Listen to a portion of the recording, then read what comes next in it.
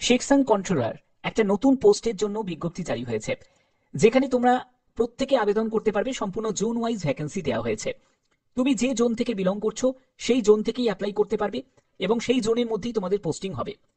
যারা যারা ওয়েস্ট বেঙ্গল থেকে তারা ইস্টার্ন রেলওয়েতে অ্যাপ্লাই করতে পারবে। যারা সাউথ ইস্টার্ন এরিয়া থেকে বিলং করছো তোমরা সাউথ ইস্টার্ন রেলওয়েতে অ্যাপ্লাই করতে পারবে। যারা যারা তোমরা আসাম বা ত্রিপুরা থেকে বিলং করছো তারা নর্থ ফ্রন্টিয়ার রেলওয়ের জন্য অ্যাপ্লাই করতে পারবে। সম্পূর্ণ জোন ওয়াইজ ভ্যাকেন্সি দেওয়া হয়েছে।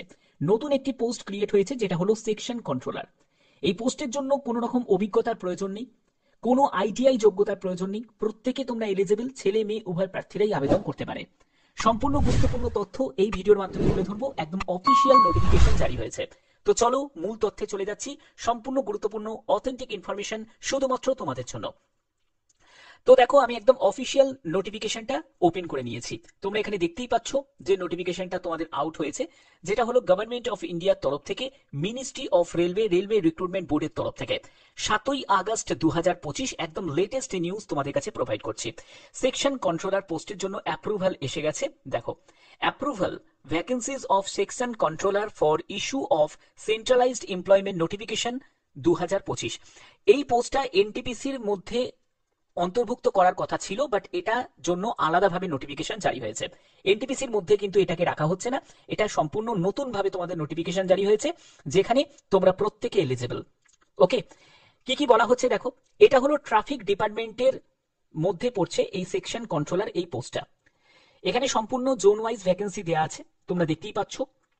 যেমন দেখো, সেন্ট্রাল রেলওয়ের জন্য 25টি মতো শূন্যপদ আছে, ইস্ট কোস্ট রেলওয়ের জন্য 24টি শূন্যপদ আছে, ইস্ট সেন্ট্রাল রেলওয়ের জন্য 32টি শূন্যপদ আছে, ইস্টার্ন রেলওয়ের জন্য 39টি শূন্যপদ আছে, নর্থ সেন্ট্রাল রেলওয়ের জন্য তোমাদের 16টি শূন্যপদ আছে, নর্থ ইস্টার্ন রেলওয়ের জন্য 9টি শূন্যপদ, নর্থ ইস্ট ফ্রন্টিয়ার রেলওয়ের জন্য 21টি শূন্যপদ, নর্দার্ন রেলওয়ের জন্য 24টি, নর্থ ওয়েস্টার্ন রেলওয়ের জন্য 30টি শূন্যপদ, সাউথ সেন্ট্রাল রেলওয়ের জন্য 20টি শূন্যপদ, সাউথ ইস্ট সেন্ট্রাল রেলওয়ের জন্য তোমাদের 26টি শূন্যপদ, সাউথ ইস্টার্ন রেলওয়ের জন্য 12টি শূন্যপদ, সাউদার্ন রেলওয়ের জন্য 24টি শূন্যপদ, সাউথ ওয়েস্টার্ন রেলওয়ের জন্য 24টি শূন্যপদ এবং ওয়েস্ট সেন্ট্রাল রেলওয়ের জন্য তোমাদের 7টি শূন্যপদ এবং ওয়েস্টার্ন রেলওয়ের জন্য 35টি শূন্যপদ। টোটাল শূন্যপদ হচ্ছে 368 শূন্যপদ।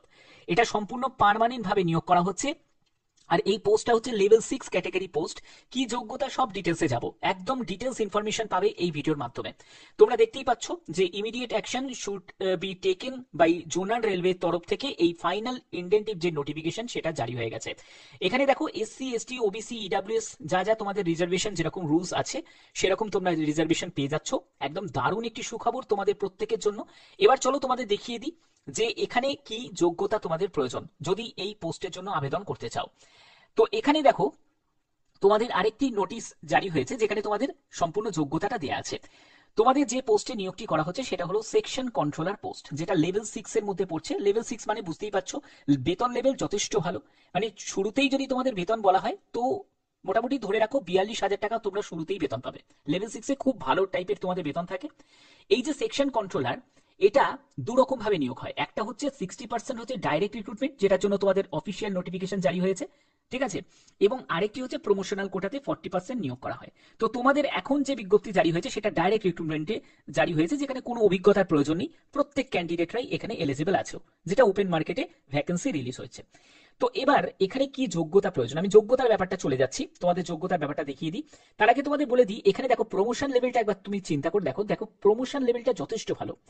তুমি যদি সেকশন কন্ট্রোলারে চাকরি পাও, সেখান থেকে তুমি প্রমোশন হয়ে চিফ কন্ট্রোলার হয়ে যাবে, যেটা লেভেল 7 এর মধ্যে পড়ছে। তারপরে তোমাদের চিফ কন্ট্রোলার দেখো লেভেল 8, চিফ কন্ট্রোলার লেভেল 9। তো অর্থাৎ লেভেলগুলো যথেষ্ট পরিমাণে ভালো, ঠিক আছে। এবং লেভেল যত আপ হবে তত তোমাদের বেতন লেভেলও বাড়বে, ঠিক আছে। তো এবার দেখে নাও যে তোমাদের এখানে এজ লিমিট কি প্রয়োজন। এজ লিমিট হচ্ছে 20 থেকে 30 বছরের মধ্যে তোমার বয়স হতে হবে, ঠিক আছে। দেখো, এজ লিমিটের ক্ষেত্রে তোমাদের 20 থেকে 30 বছর রাখা হয়েছে এবং এখানে অবশ্যই তোমরা রিল্যাক্সেশন পাবে। যারা যারা এসসি এসটি ক্যান্ডিডেট আছো তারা বয়সে 5 বছর রিল্যাক্সেশন পাবে।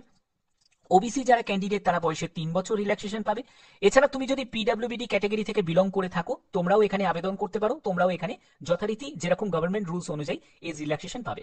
এডুকেশন কোয়ালিফিকেশন দেখতেই পাচ্ছ, যে কোনো শাখায় গ্র্যাজুয়েশন হলেই তোমরা অ্যাপ্লাই করতে পারবে। মানে আর্টস থেকে হোক, সায়েন্স থেকে হোক বা কমার্স থেকে হোক, গ্র্যাজুয়েট হলেই অ্যাপ্লাই করা যাবে। কোনো পার্সেন্টেজ অফ মার্কসের কি প্রয়োজন আছে? না, এইসব কোনো পার্সেন্টেজ অফ মার্কসের কোনো প্রয়োজন নেই। জাস্ট তুমি পাস করলেই তুমি অ্যাপ্লাই করতে পারবে। মেডিকেল স্ট্যান্ডার্ড কি প্রয়োজন? A2 ক্যাটাগরি মেডিকেল স্ট্যান্ডার্ড প্রয়োজন, কারণ তোমরা জানো যেহেতু একটা ট্রাফিক ডিপার্টমেন্টে নিয়োগ করা হচ্ছে, তো সেক্ষেত্রে A2 ক্যাটাগরি মেডিকেল স্ট্যান্ডার্ড তোমাদের প্রয়োজন আছে।